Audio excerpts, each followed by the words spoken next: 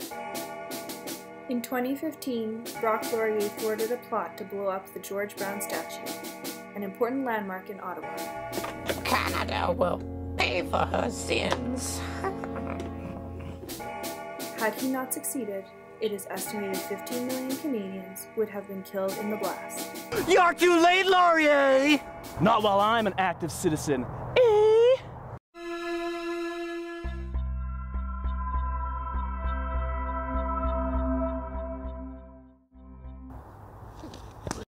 Because of Laurier's bravery, Canadians have been able to live and raise families in a country relatively free from terrorism, tyranny, and injustice. And also, he found a treasure.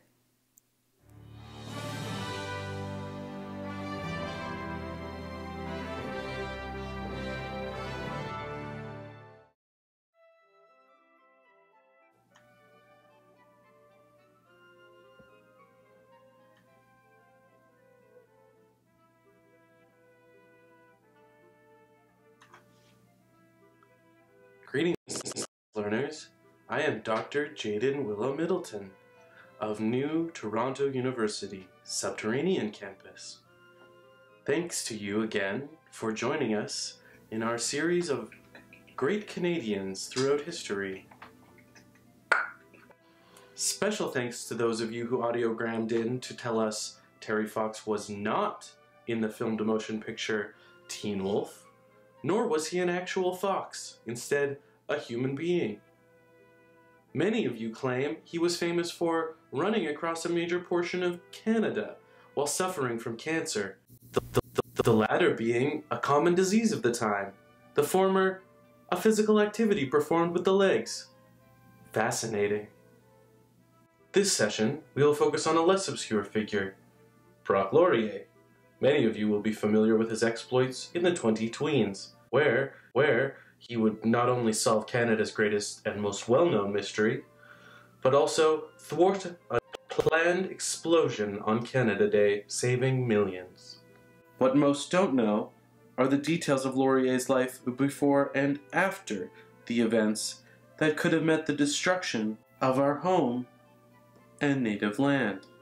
So let us begin.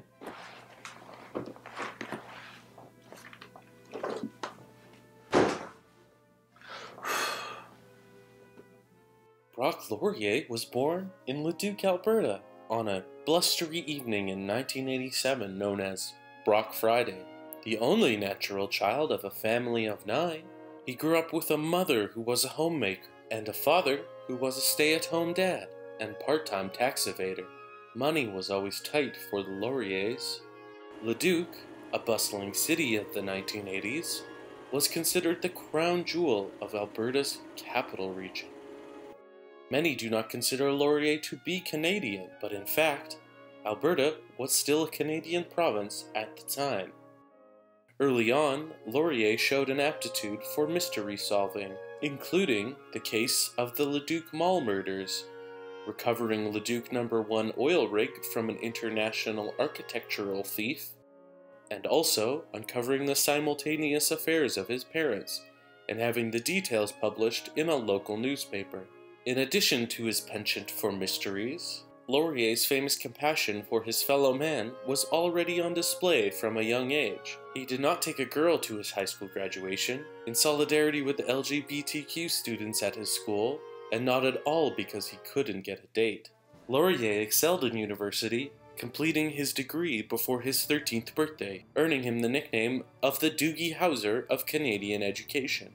The following footage is an excellent example of his innovative teaching techniques.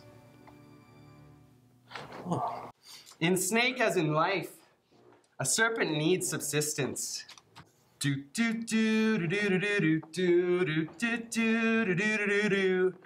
Okay, Justin, ready? Just like we talked about. Okay, ready. Here we go.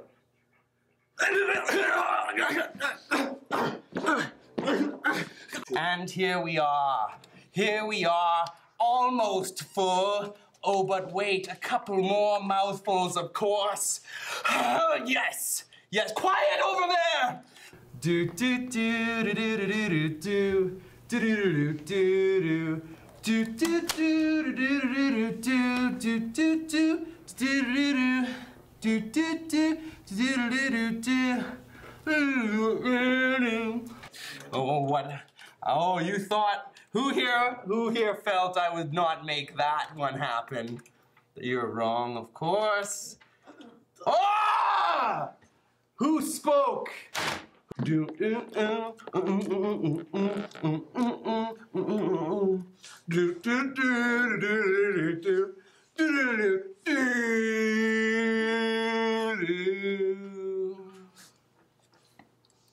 As you eat more and more, we gain a longer tail, just like when we were babies. Hey,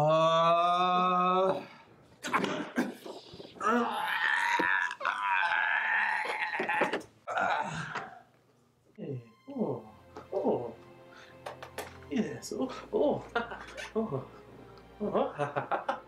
yes, easy, yes, down. Forced into early retirement due to controversy over PEDs, pedagogical enhancing drugs, Laurier then spent much of his 30s trading fur in the Northwest Territories. This would be the first indication of Laurier's darker side. The following footage from that period was discovered by Revenue Canada when confiscated along with the rest of his assets. Over the last few years, the government of Canada has been, I don't even know what the f***ing line is. I wonder what the real dialogue is.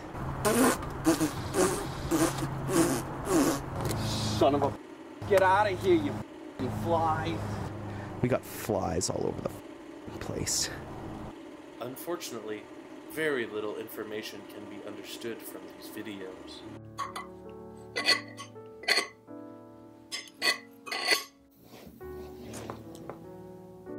Laurier successfully revived the Red River Rebellion and lived for 3 years with several families in southern Manitoba, which was soon revealed to be the headquarters of a tax fraud scheme.